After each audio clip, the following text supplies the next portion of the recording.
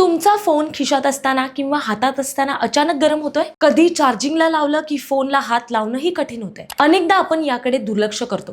तर ते तुमच्या फोनच्या बॅटरी आणि मदरबोर्डसाठी एक मोठं संकट आहे. आजच्या या व्हिडिओमध्ये मी तुम्हाला सांगणार आहे फोन गरम का होतो आणि त्याला थंड ठेवण्यासाठी काय करता येईल याबद्दलच्या टिप्स. पहिली गोष्ट, फोन गरम का होतो याची 3 मुख्य कारणं आहेत.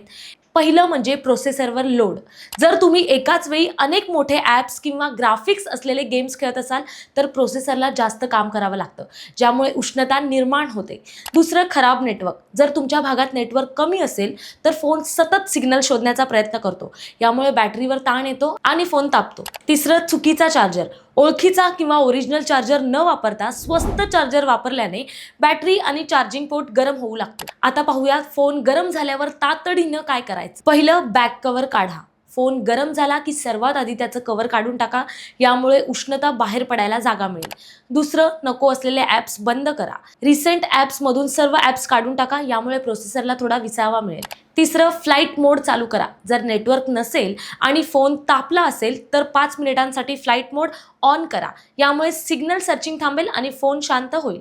चौथं, चार्जिंग थांबवा. जर चार्जिंग करताना फोन तापत असेल तर लगेच प्लग काढून टाका. किमान 20 मिनिटं फोनला हात लावू नका. पाचवं, ब्राईटनेस आणि ब्लूटूथ वायफाय आणि ब्राईटनेस गरजेपेक्षा जास्त असल्यास ते बंद ठेवा.